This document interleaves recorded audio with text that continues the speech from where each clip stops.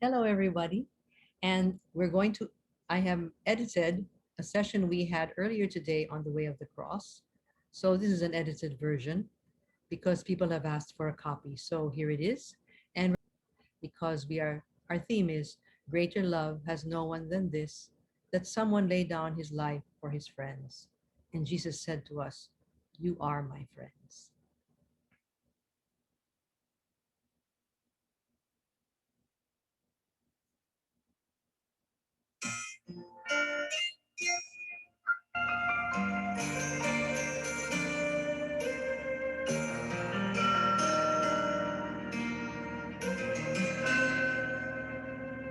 My friend is the King of all kings, and yet my friend walks beside me. My friend is the leader of the world, and yet my friend stops to guide me. My friend tells me that there's a road beyond the bending that isn't ending. My friend is there at the end. Oh, my guiding light through the darkest night.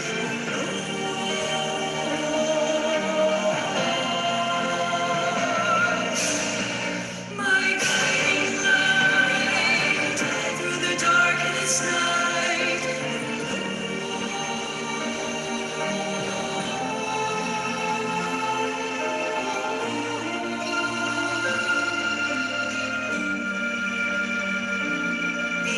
Is there at the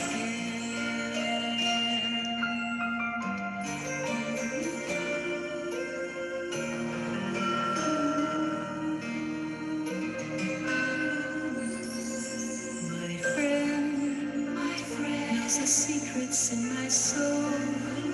He comes to say, not to judge me. My friend sees the pain within my heart. He'll always stay right beside me. My friend tells me then there's a road beyond the bending that isn't ending. My friend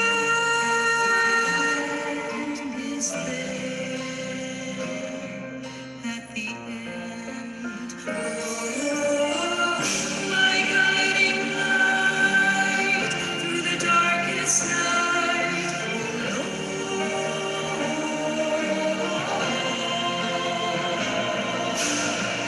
My guiding light through the darkest night.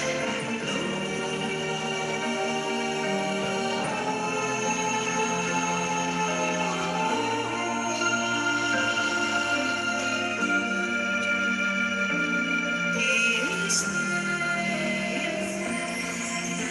He is there at the end. God is here. God is here. God is here. God is here. God is here. God is here. God's here to the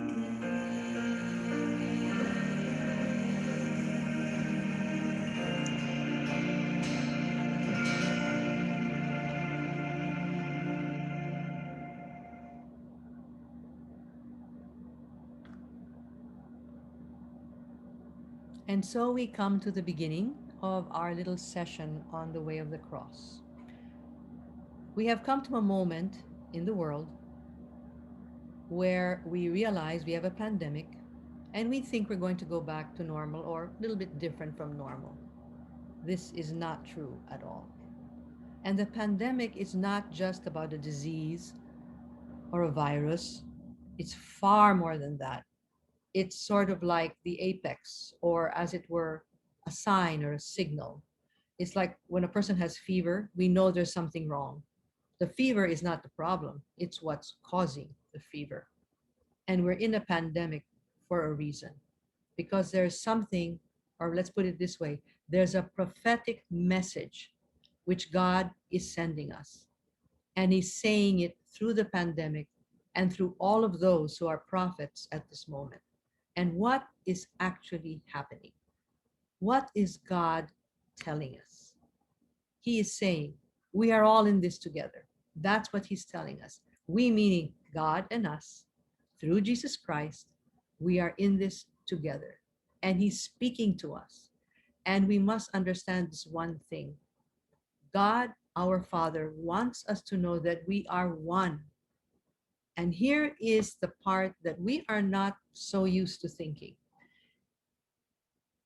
We Catholics, we always thought of, well, Jesus died on the cross, Jesus suffered, the humanity of Jesus suffered, and God was in his heaven. And I remember when I was in high school, I thought, wait a minute, God is in heaven and he's happy and he sent down his son. I said, well, that's convenient. There was something wrong with the equation. I didn't know what it was, but I realized there was something wrong. And one day I read Jürgen Moltmann. He's a Protestant theologian, great Protestant theologian. He wrote actually a book about hope in the 1960s and 70s. And it was called The Theology of Hope. And it was a watershed moment. And then he wrote another book called The Crucified God. And then I got it. I didn't grasp it because frankly, we weren't taught this really. And this is what it is. What they're saying is we have had a misunderstanding about Jesus and a misunderstanding about his journey to the cross. Because what the cross is, okay, it stands at the heart of a Trinitarian God. It's not separate. Jesus is not on earth and God is in heaven and completely separate. On the contrary, Jesus made it clear over and over again that we are one. And if you just look at the painting of John of the Cross here at the bottom, one of the few paintings that he did, and you'll notice the view is from above because it's saying God is here. God the Father is here. God is in the cross with Jesus. You cannot separate Jesus from God the Father. Let me try to explain it this way. It might help all of us. If we see God as the source, He is our home from which we came. You see on the right side of the screen the source of the River Jordan. And once upon a time, it was kind of sad. You see a cave at the back. They would throw human beings in there, sometimes children, as a sacrifice to the gods who gave us the water that gave us life. But there is some truth to it. There is a source, and as you go downstream, you're far from the source, but it's still the same water. It's just not the source anymore because it begins somewhere else, and what you're seeing now is the water downstream and further downstream. So what we're trying to say is when we meet Jesus Christ, we are in the stream that comes from the source who is the Father. Now, of course, when Jesus taught us how to pray, and when he talked about the source of whom from whom he was the son of the source, as it were. He wasn't going to tell us our source who aren't in heaven. It's not very friendly, and it didn't fit our language. Jesus wanted to get a message across to us. God our Father is our source. He said this in John at the end of his life. If you had known me, you would have known my Father also. From now on, you do know him, and you have seen him. What he's trying to say, now you're going to see it. This was the day before the crucifixion. And he says, you will see and you will know God and you will see him because I'm going to show you who your father, the source from which you came. And he says, you will realize it. You will come to an understanding. And here is, it sounds like it's a very profound theological truth, but in a sense, he says it so clearly. I am in the Father, and you are in me, and I am in you. So what is Jesus doing? He's bringing it together. It's not the Father is there, the Son is here, and the Spirit is our loving connection. It's far more profound than that. I am always in the Father. I am never not in the Father. Because what I am is an expression of the Father for you to be able to see. And you know what? You are in me when I am with my Father, and I am with you, and I'm bringing you the Father. I am the way, the truth, and the life. And this is a very scandalous message. When I first heard this, I say, no, wait a minute. So when Jesus is suffering, God the Father is there, and in a sense, God is suffering. Yes, not suffering in the sense of like our body suffers.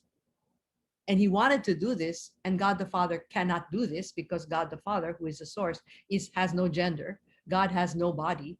That's why he exploded in love and created this universe. And then his only begotten Son is born into this universe. It's a phenomenal mystery. It's a spectacular mystery.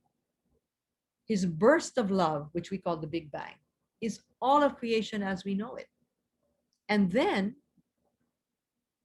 he comes forth by becoming one of us. It's a very scandalous message. And what Jürgen Moltmann says is, look at the cross. This is God, and God is like this. And we say, that cannot be God. He's a failure. He's dying. He's suffering. This is terrible. You're going to tell me that? Yes, that is God. That is what God looks like. If you're looking for a God who can transform you, that God is here.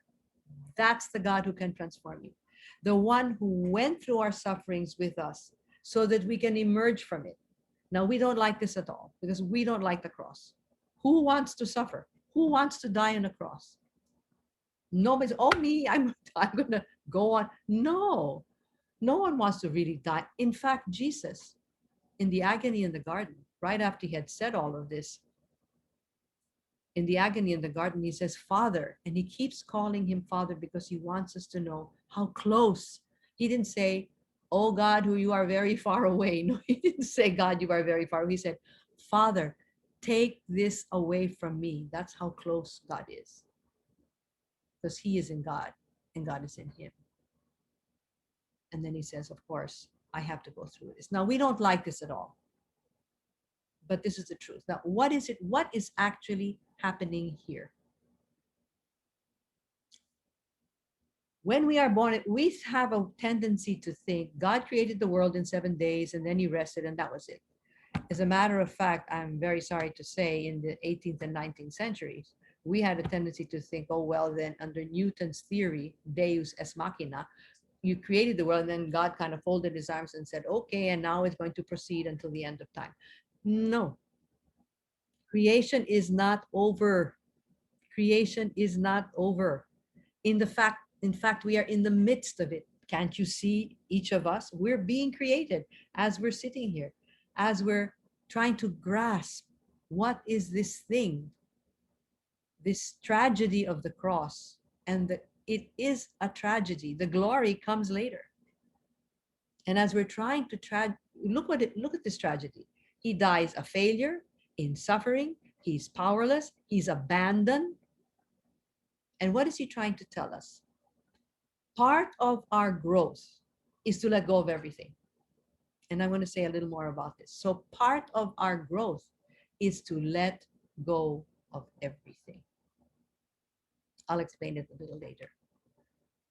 So the first station, Jesus is condemned to death. What is going to die? What's going to die as a symbol of our death is our ego. That's what's got to go. Our separateness. And most of all, we have to stop judging.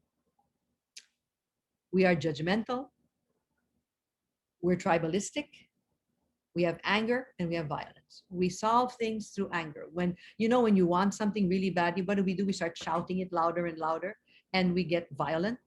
And of course, some people take this to an extreme. And of course, anger is not a bad emotion. Anger is like, again, it's like a fever. It's just telling us there's something wrong. That's all right. But when we carry that anger and it leads us to violence, now we've got a big problem.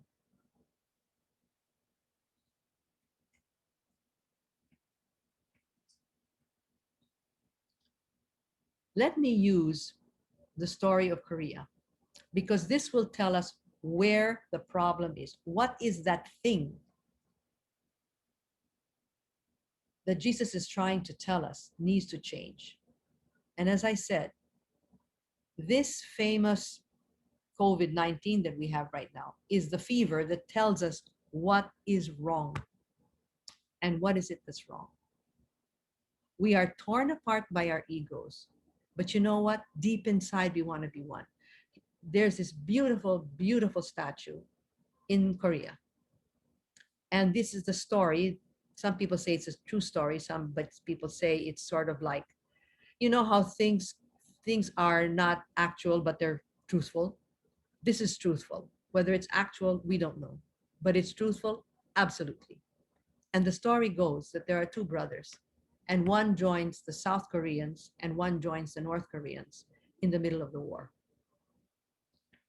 And one day they have to meet each other. They go to the forest and they come face to face, the two brothers, and they fall into each other's arms because we are not meant to be divided. That is our problem. And that's what our ego does. Our ego separates us. The real definition of sin is separation from God, separation from others, and the worst of all, separation from ourselves, from our true self. All the ribbons that you see there, people go to the boundary between North and South Korea and they leave these little ribbons. It's beautiful to see. I went there and it will really make your hair stand. Each ribbon says, we want to be united. We don't want to be separate. We want to be one country. Why can't we get over this tribalism that we have? And by the way, we are all, each of us has our own tribalism. Oh, we're better educated. Oh, we're more cultured. Some people even say, well, I'm prettier, I'm handsomer, I'm better at athletics. We all want to be number one and push everybody else to one side. We want to be successful. And you others, you are unsuccessful. And we want to hang out with the successful people. That's all tribalism. But deep down inside, as you see this volunteer with the Red Cross, with a child in Africa, deep down inside, we really want to be one. And so, what is the message of the cross? It is non-violence. When they slap you on one cheek, you turn the other. This is really, really tough. When somebody hits you, what you want to do, you do one of two ways. Either you become very depressed or you want to go back and hit them because they just hit you. And what Jesus is saying is no, no, this is your chance to overcome your ego. When somebody slaps you on one cheek, turn the other, because now you're going to surpass, transform, and transcend your ego. You have Jacinta here, who's the prime minister in New Zealand. And after the terrible tragedy, what does she do? She goes and she hugs all the Muslims. And lots of people didn't like her for this. And a lot of people did. But there were some who didn't like the whole idea because these Muslims give us a lot of trouble. Well, she goes and she hugs what the others see is the problem. And so when we had our session, Ludette did this for us, and we said the Our Father. She said the Our Father. And I'll just ask you to just say the Our Father quietly to yourself.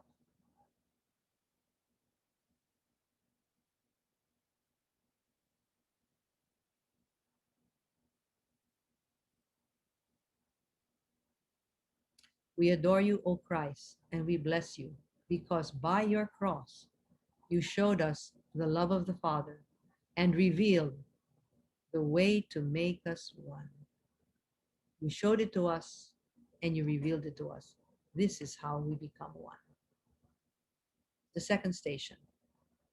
And we have this now in our everyday life. Everything that happens now, Jesus is resurrected, it's true, but Jesus is very much here. In other words, the way of the cross continues, but now it's through us. Jesus said, okay, I'm going to do it first, and then and you follow with me, and I'll be there with you. When Jesus accepts the cross, he's saying, I'm going to be there with you. It's basically our cross. And what did this nun in Myanmar said? She knelt in front of the police and she said, please kill me instead, because they were pursuing the children behind her. And she said, no, please, please spare the children, please. And she knelt before them, and you will see two of them knelt right beside her because they understood.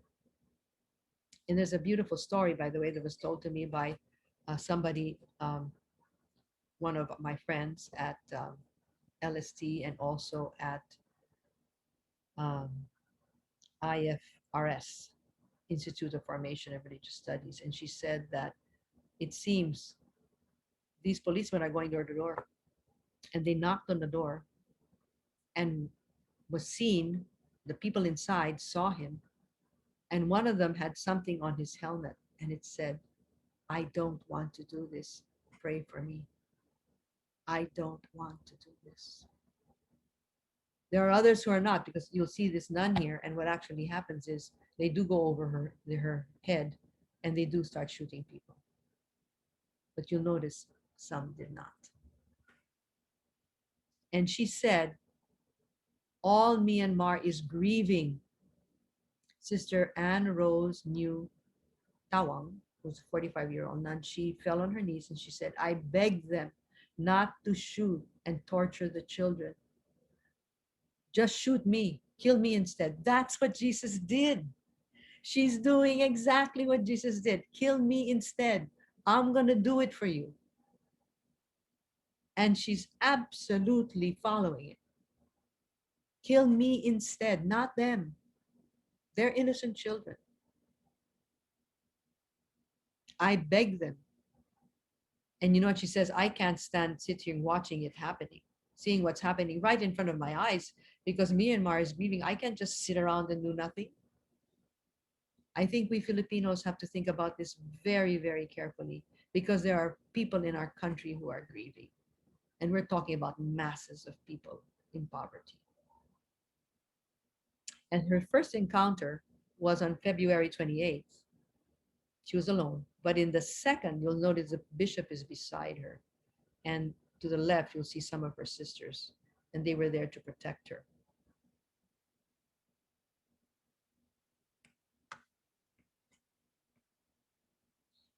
And so say a Hail Mary quietly.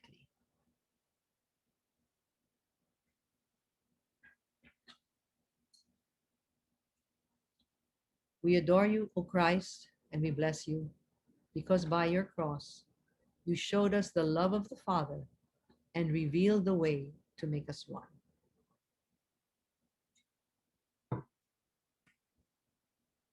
And the third station, Jesus falls for the first time. Now, you must know this. Jesus must have been a very strong human being, must have been, because that he fell once and not and many times. It doesn't say 1, 2, 3, or how many times we just knew he must have fallen, because when you have the scourging, it's 39 whips typically. In some countries it's 28, in others it's 40, but typically of this era it was 39. But at the end of each leather strap there was a hook. Many people did not survive the scourging, because they hit you and then they rip, and they do this 39 times. That he could stand up at all is a miracle. but they wanted him to carry his cross, and they put it over your neck like this. So Jesus falls flat on his face. He's falling, he's failing, but know this, wherever, please remember this forever. If you believe in Jesus Christ and in the resurrection, in his death and resurrection, every single time there's destruction, there is creation. No doubt. We just can't see it. Just like the caterpillar and the butterfly. There's a cocoon, and as the caterpillar is dying, the butterfly is being born. Always, always. And the beautiful thing about fall are the colors. Everything is dying actually, but it's gorgeous. I was in a plane once going over Vermont, and it was fall. It's just spectacular. And what's actually happening? They're dying. The leaves are dying. And this is the beautiful thing about life, especially those of us, of course, we never know when we're dying, but those of us who are a little on in years, we know it's coming. And many of us don't look as good, and we have wrinkles, and we're forgetting things, and we're irritable, and people get irritated with us. And years have passed, and we haven't really changed very much, and we're still impatient, etc. We say, oh, I can't change because I'm really like that. Well, yes, you can change. Absolutely, you can change. It is possible, but you can't do it alone. That's what the way of the cross is all about. You can only do it if you're in the heart of God, only there. And you have to go to the heart of God in prayer. And that's why centering prayer is a very beautiful way of praying. You go to the heart of God. Only in God can it change. That's the only place you can transcend your ego. And again, say the glory be quietly.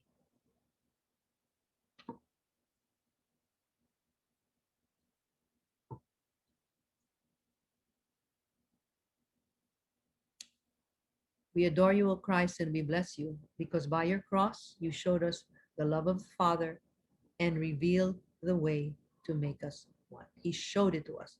This is how we're going to be one, because we are, not only are we going to be made one, actually we are one when we don't realize it. COVID is telling us that whether we like it or not, we're in this together. We are one whether we like it or not. And it's a beautiful mystery. And the fourth station is Jesus meets his mother. Strictly speaking, it's not in the beginning of the gospel part, this part of the gospel. It's at stations of the cross, at the end of the way of the cross, at the foot of the cross, Tabat Mater, when she's at the foot of the cross. But how can a mother not follow her son? Of course, she is there. And I'm going to play for you a song. It's Mary, Did You Know? And I'm going to allow, I not allow, I chose the one by the original composer, Mark Lowry. And there are two beautiful parts of the song that are very, very significant. Not only is it poetic, it's phenomenally true. When you kiss your child, when he says, when Mary, when you kissed your son, you kiss the face of God. Jesus said, whatever you do to anybody, you're doing it to me. I am in you and you are in me. That not I, you individually and everybody. Whenever you kiss someone, you're kissing the face of God. And at the end of the song, he says, and you, the Lamb of God, who is Jesus, you are I am. I am is Yahweh. You are in the Father, Yahweh. So you are the Lamb, the Son, who dies on the cross, and you are the God. Here's the song.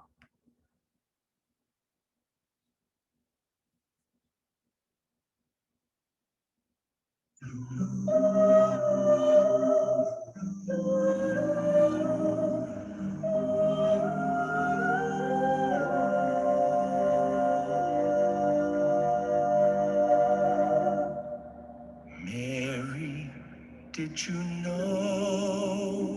that your baby boy will one day walk on water? Mary, did you know your baby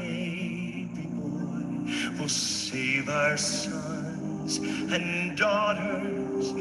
Did you know that your baby boy has come to make you new? And this child that you've delivered will soon deliver you.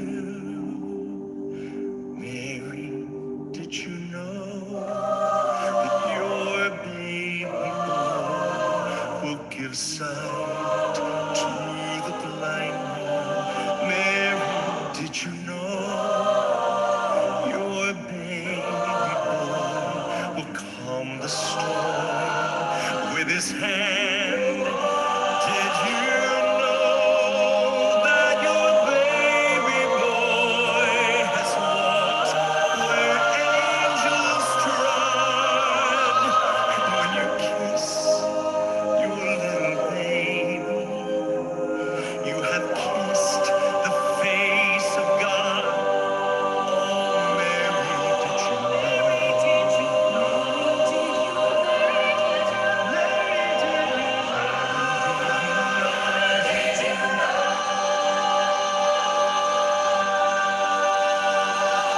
The blind will see, the deaf will hear, the dead will live again.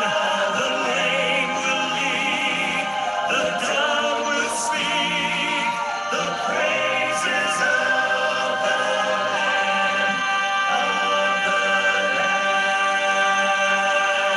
praises of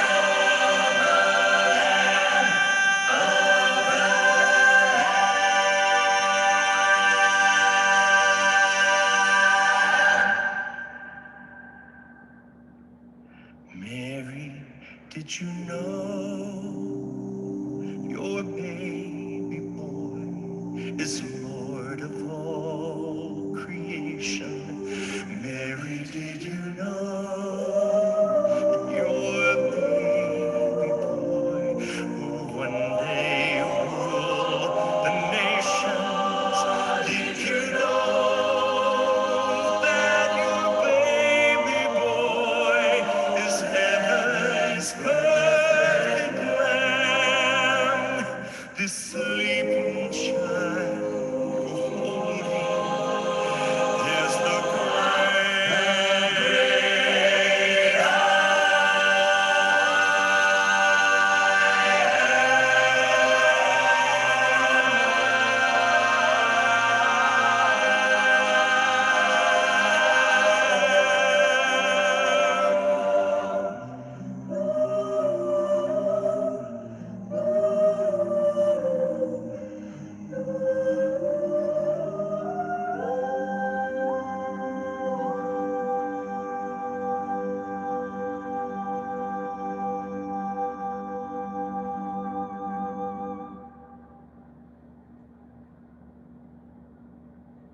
And now we say the Hail Mary quietly to yourself.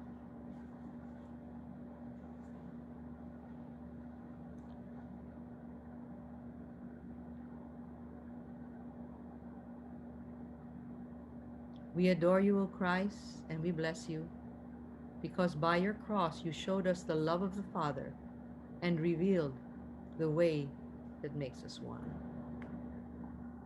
And the fifth station, Simon of Cyrene. Here's something quite interesting. We typically think that someone helped Jesus carry his cross.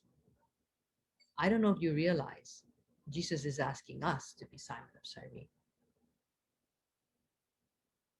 And all of us have the opportunity to do this. And by the way, there's only one cross. Yes, it takes different forms in our life, but there's one cross. That is our separation. That is the true cross. Yes, there is pain, and yes, there is suffering, and it's part of our transformational process in this world. And there will always be a Simon of Cyrene. Sometimes you will be that Cyrene for someone else. Sometimes someone will be the Cyrene for you. And sometimes we as a whole have to do it. And sometimes when we feel we are most alone, you will feel the presence of Jesus Christ. And you will feel the presence of God, who is I am. But to do this, you have to go to the depth, to the heart of God, in the silence and the darkness that we call centering prayer. There are many names for it. The Jesus prayer. For the Buddhists, it's just perfect silence. And it all comes to the same thing. We have to quieten our monkey mind and go to that place, which is called the cloud of unknowing, where we don't know, we just unknow, because we have to not know what we know. That has to be quiet. Then you will experience another element of God. So I'll ask you this question as you say the Our Father. Is there somebody in your life for whom you need to be Simon of Cyrene? And sometimes it's really very simple. It's just calling them up, sending them a message. And most of all, and you'll say, well, I don't know who to do it to, or I'm shy. All of that comes from our ego. That's the thing that has to die, the ego. It's the ego. And when that goes, it'll be very easy for you to move forward and reach out to someone.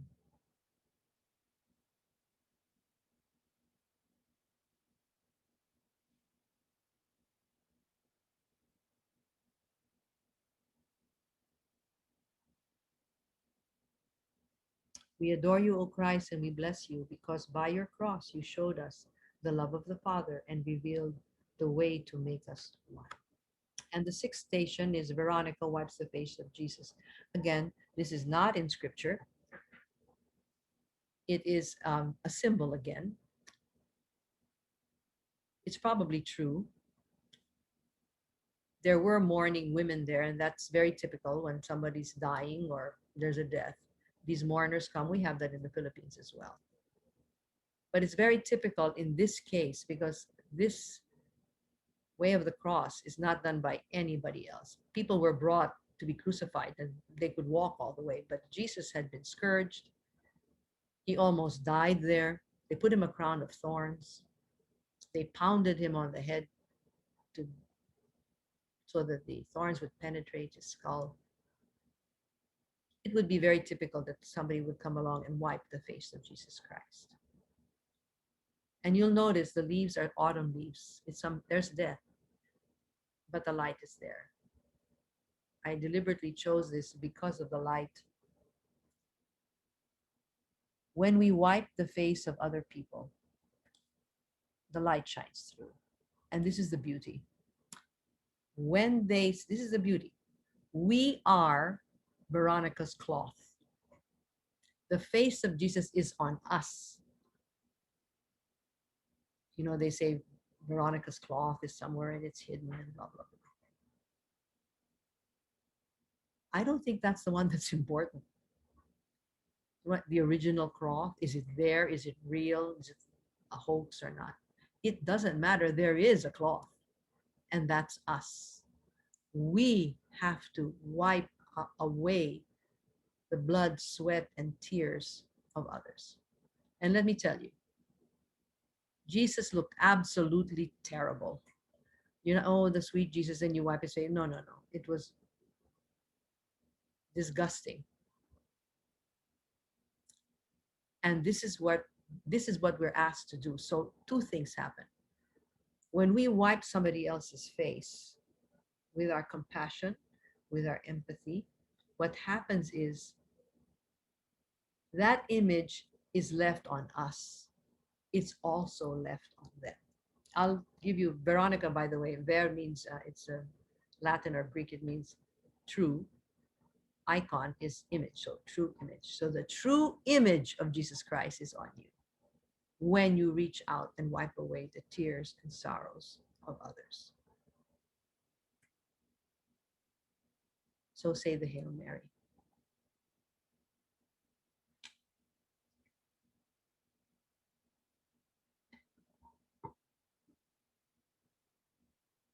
We adore you, O Christ, and we bless you because by your cross you showed us the love of the Father and revealed the way to make us one. The seventh and the eighth station, I put them together for a reason. As a nation, we fall. We fall because abuse continues, because we fail the poor. And none of us can cure the poverty of this world, and none of us individually can stop abuses. And the eighth station is the women weeping. Now this is part of the scripture. And Jesus tells them, "Don't cry for me, cry for yourselves." What was he trying to say?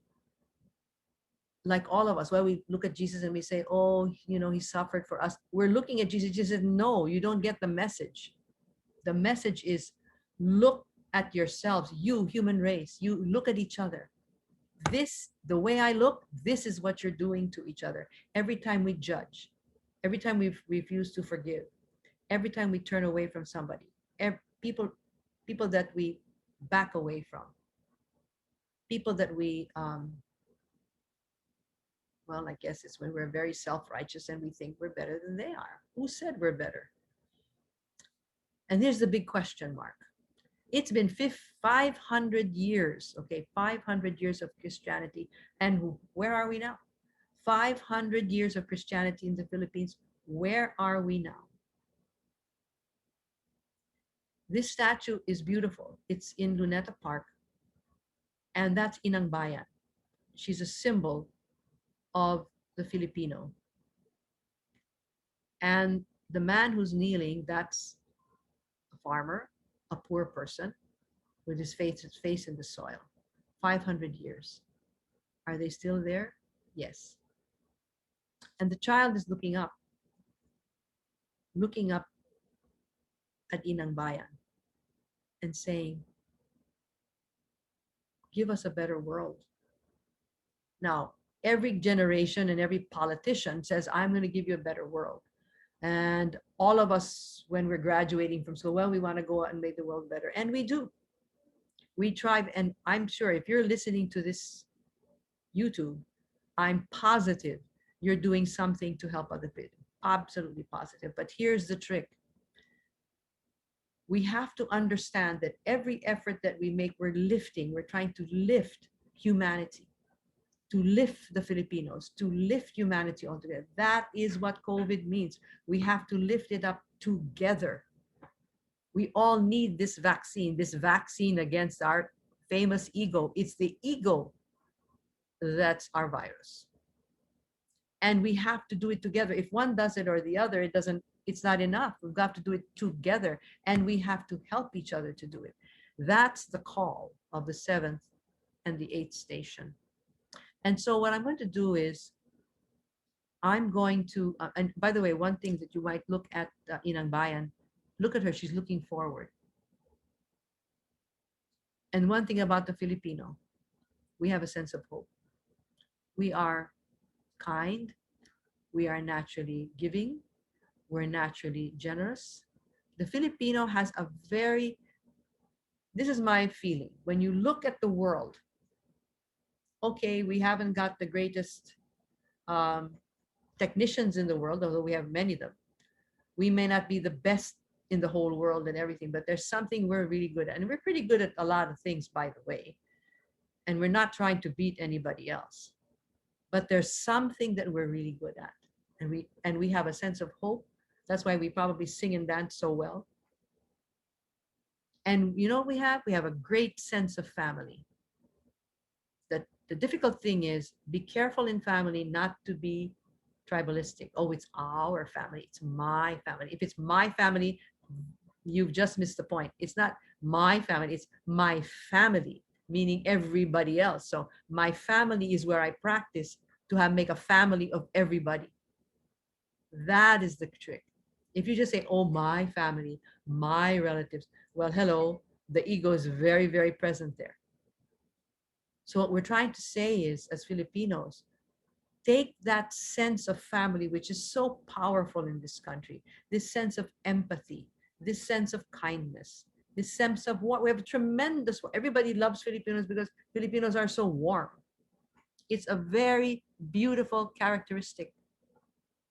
Now we have to elevate it by lifting up our country. So I'm going to play a Libera's version of Bayan Ko by Freddie Aguilar.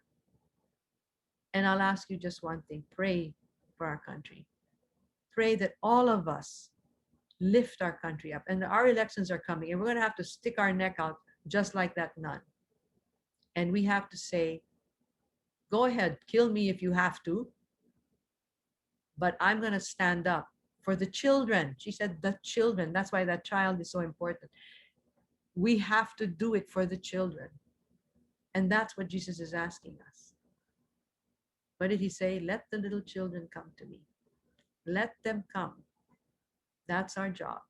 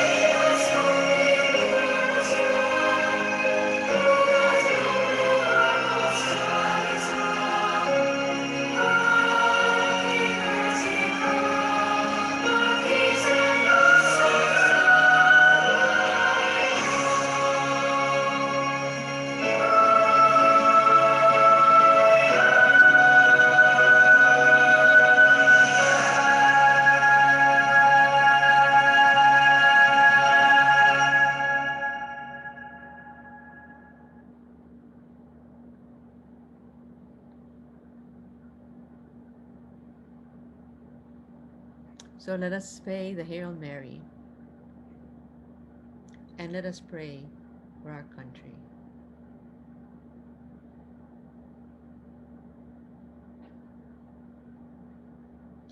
We adore you, O Christ, and we bless you because by your cross You have showed us the love of the Father and revealed the way that makes us one.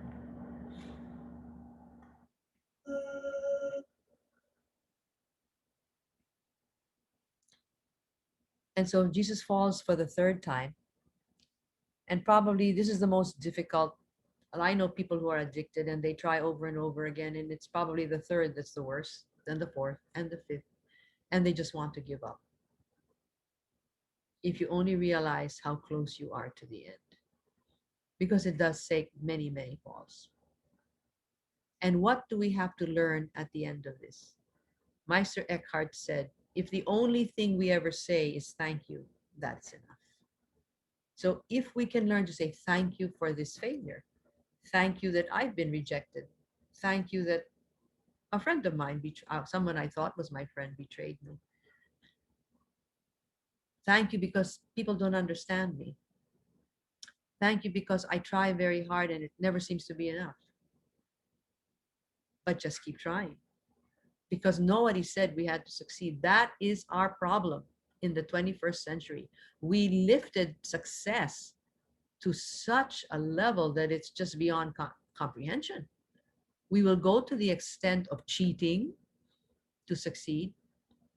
People cheat just to get into a university. For heaven's sakes. I want a great education, but I'm going to have to get in. I'm going to have to buy my way in. Well, you just taught that's the worst education you could have given your child, to cheat your way in. And we're like that about so many things. And it comes out in very small ways. Most of, if you're listening to this video, you don't do anything tremendously terrible by human standards. But that doesn't make any difference because what we have to learn, which is very strange, is how to fail and yet be thankful because there is so much on our side, so much. So let us say, Glory be to the Father.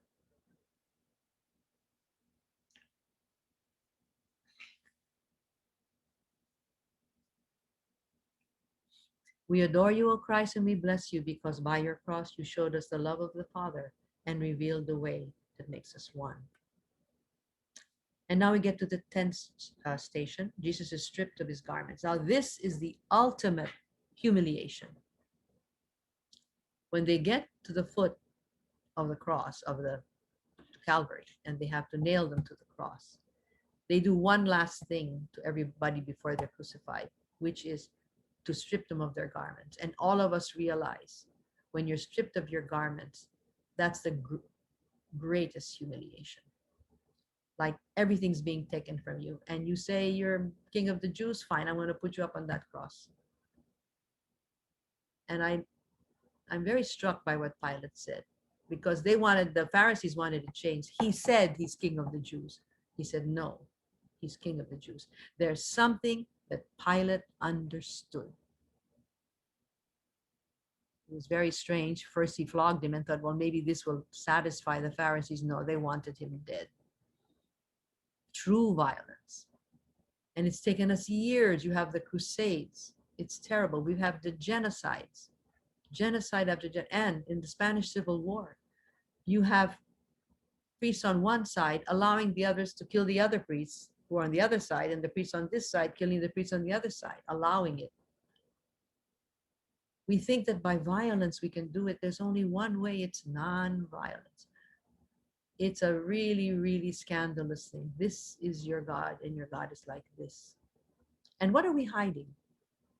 Depression, mental illness, lack of wealth, lack of education, social rejection, inability to kick an addiction. All of these people, we owe them an apology. We owe them an apology. I'm sorry that I'm judgmental. Remember,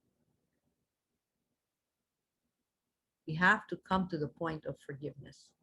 And these are this is also at the border of the Korean, North and South Korea. The Japanese donated this statue apologizing to the comfort women of Korea. And I think there were 6 of them put all over Korea, South Korea. And this is one of them. And you will notice, by the way, these comfort women, sometimes they had 70. One of them was saying they had 70 to 76 men in one day. In one day. And this is called comfort. It's incredible. This is what we human beings do to each other. Now, the beautiful, oh, by the way, there's one thing I noticed, you have to notice, she's barefoot. What does that mean? Stripped of everything. In other words, you can't even run. You can't hide from us because we've captured you and there's no way you can get away. And also, being barefoot means you're humiliated. You know, in most cultures, when the shoes that you wear is a huge sign about who you are. And when you're a servant, you're either barefoot or you have very poor shoes. That's the whole issue. It's a sign of who you are. You're second class. And you notice what the Japanese did. They put a little bird on her shoulder to say, "We are sorry, and I hope we can have peace." Now, this is the toughest part to be a Christian. We have to forgive even these men who did this to these women 76 times a day. Even Hitler, who killed millions of Jews. We still have to forgive him because judgment is not for us to say. It is not. We can say the action is bad. We can think it's terrible and we have to try to stop it. But again, when you go to the heart of it, in the heart of God, there is forgiveness. If we understand the prodigal son, it's not a story about the son, it's a story about the father.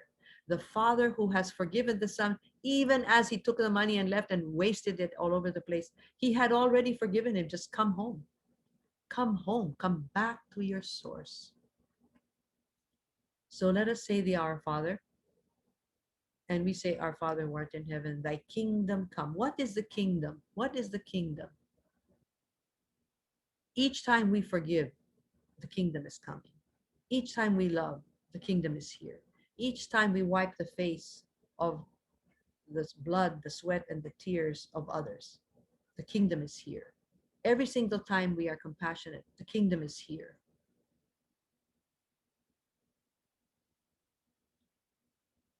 We adore you, O Christ, and we bless you, because by your cross you showed us the love of the Father and revealed the way to make us one. Again, there was a time of liberation theology, and there were two factions. One said you have to come back within the church and be violent, and the other side said no. We cannot go to violence. We cannot.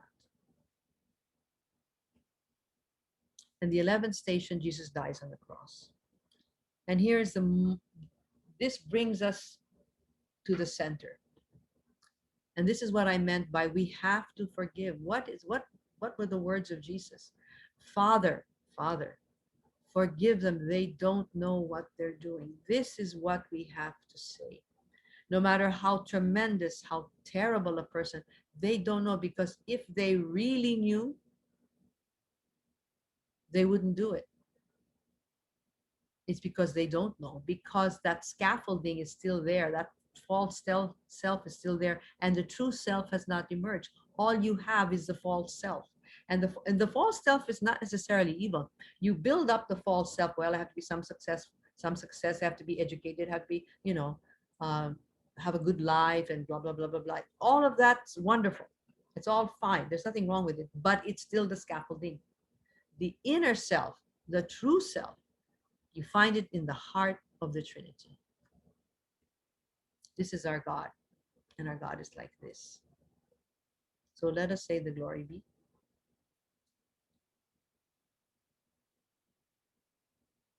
The Blessed Trinity is on the cross with Jesus. The Blessed Trinity is there when it's our cross. And again, there is only one cross, and we all share it. Lamb of God, you take away the sin of the, it doesn't say sins of the world. There's only one sin. And that one sin is to separate ourselves from God, to separate ourselves from each other, and to separate ourselves between our true self and our false self. And I want to repeat, the false self is not bad. It's temporary and it's a scaffolding. It has to go. So Jesus dies on the cross. And as I just said, our false self has to die so that the true self can be born. And it happens simultaneously. The destruction and the construction, the destruction and the creation is simultaneous.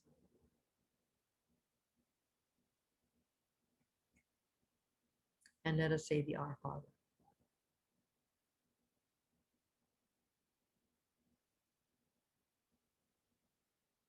On earth as it is in heaven. Isn't that phenomenal? What is there in heaven? There's only one thing. It's a Trinity, and it's a Trinity of love. That's what it is. So in heaven as on earth, that's what the Our Father says. The kingdom of God is a kingdom of love. And here's the beauty. Jesus calls us friends. It makes us equal. You know why we're equal? I am in you and you are in me. And I bring you to the Father. We adore you, O Christ, and we bless you because by your cross you have showed us the love of the Father and revealed the way to make us one. Remember, the Father is the source. That source is love. You're going to recognize the face of this person. Of course, it's Audrey Hepburn. And she's a beautiful woman. And she had a marvelous career.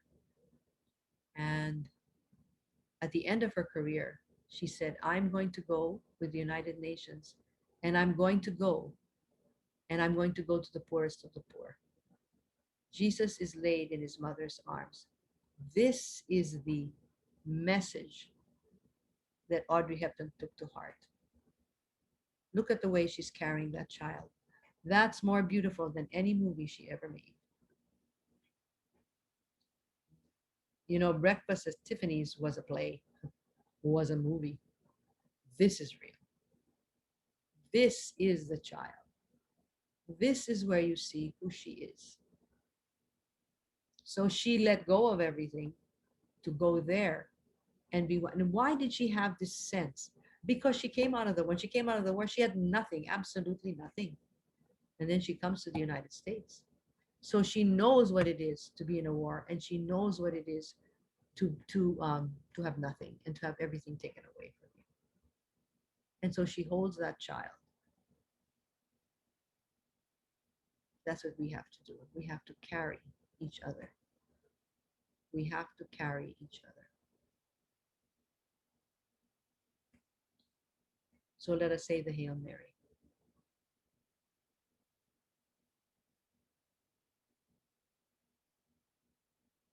We adore you, O Christ, and we bless you, because by your cross you showed of the love of the Father. That's the love of our source. Our source is love. Isn't that phenomenal? We come from a burst of energy of love. That's where we came from. However, we have to learn that we are one, and we have to, that true self that can transcend the ego, that's the story of our life. When our true self can transcend our egocentric tribalism. First thing that has to go is judgment. The answer is thank you and I'm sorry. And Jesus is laid in the tomb. And now you will notice there are butterflies here. I put some butterflies in to show that in this ice, the tomb is dark and cold, and most people are quite afraid of dying because it's dark. We don't have to be afraid of anything. The only thing that's there is the beginning of life. When we die, it's like those two brothers who meet each other. We will fall into the arms of God. It's a beautiful message. It's hard for us to see because it seems very dark. But it's a beautiful place to be. And one day we will all be there. So that's the last thing we have to let go of. We have to let go of this life. And when people die around us, we have to let them go. Sooner or later, we have to let them go to the heart of the Father, who is our source. the source of our life and our love. Please say the glory be.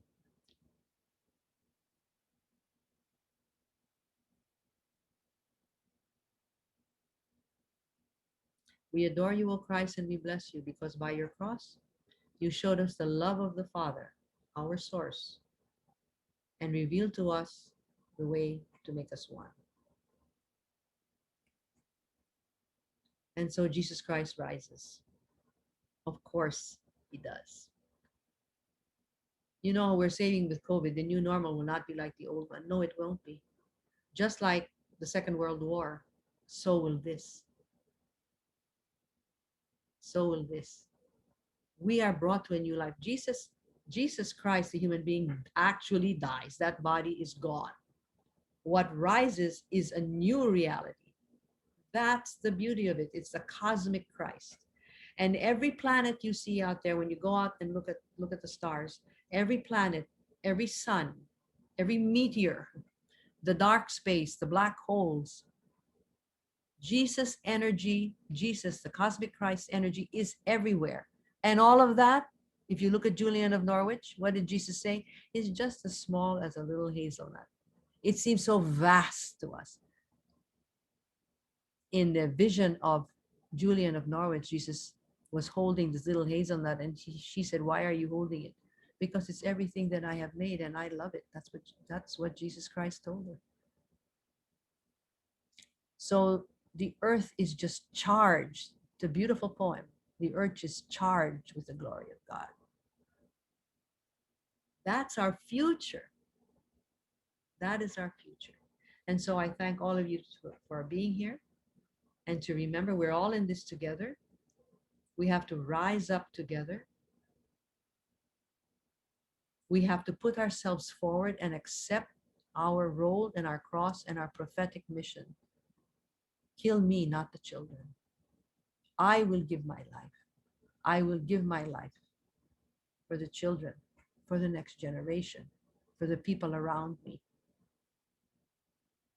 And the only way I can do this is to let go of my ego, let the scaffolding fall, and my true self will begin. And that self has to go to the heart of God that's in that cloud of unknowing, where we don't know, we just experience.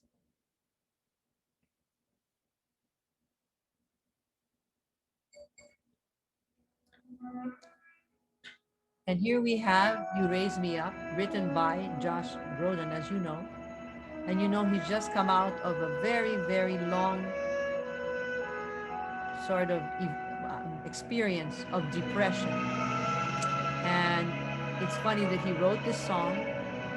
Another person wrote the lyrics, a friend of his, Graham, I believe his name is. So let us pray for all of those who are depressed and all of those who feel they are not good enough. Because when Jesus rises from the dead, we are all more than good enough. Absolutely more.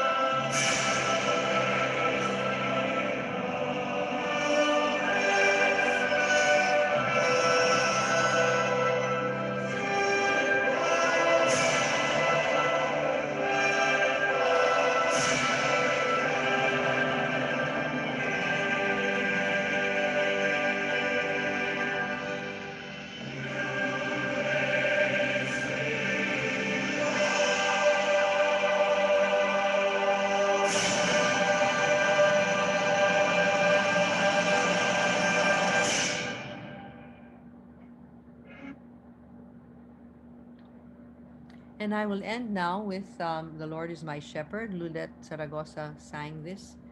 And I composed this with a very good friend, Socorro de Castro. And I think the beautiful thing that we have in Christianity, which we also borrowed from our Jewish sort of like our, they are, we come from the Jewish tradition. We understand that the highest birds fly, the eagles, and when we see a bird fly, we understand that it rises on the air and on the wind of God's love, compassion, and empathy and forgiveness. And the symbol of the shepherd is because, to tell you the truth, sheep aren't very smart. They get caught all the time. They're not really very smart. And even when they're going to be brought to slaughter, they don't even cry because they don't seem to understand what's happening. And Jesus, it's like Jesus said, I'm going to take care of you. Don't worry. I understand you guys, you human beings, you're not really very bright. And you never, takes you so long. You know, one of my favorite lines in the gospel is every time Jesus says, I've been here so long and you still don't know me. You just don't get it. What's the matter with you guys? But he said, okay, you're like a sheep and I'll be with you.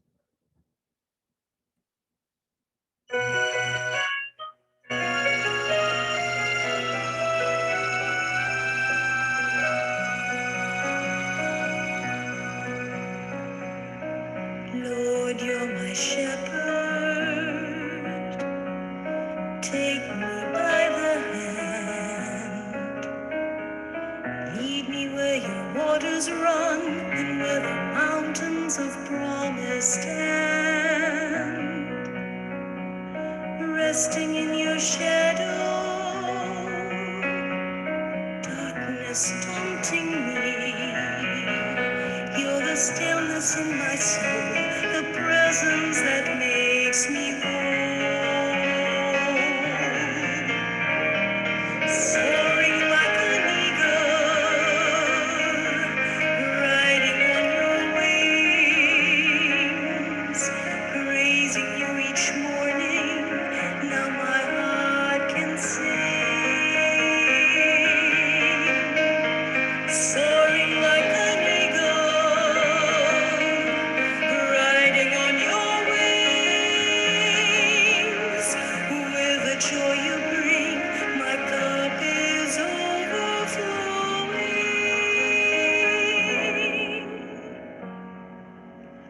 Lord, you're my shepherd. You have set me free. There is nothing that I need because your love is enough for me. Resting in your shadow, darkness taunting me. You're the stillness in my soul, the presence that makes me whole. Soaring like an eagle, riding on your wings, praising you each morning. Now my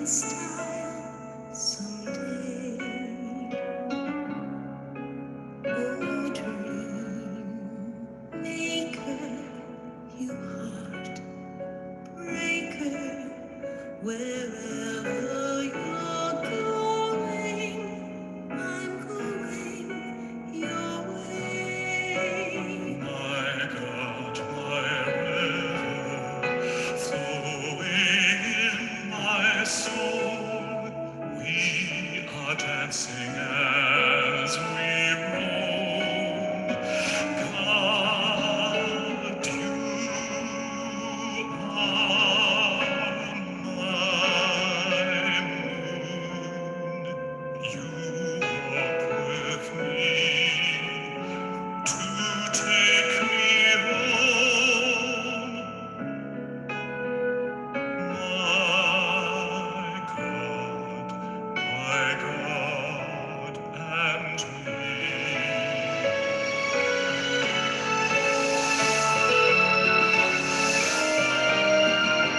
My God, my Redeemer, flowing in my soul, we are dancing as we roam. God,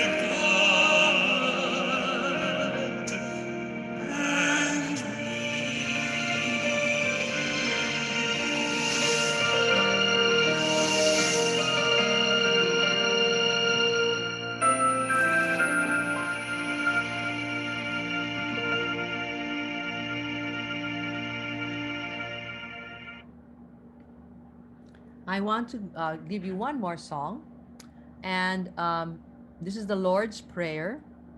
It's about saving the environment, justice for the poor, the oppressed, and that we as one can move forward together.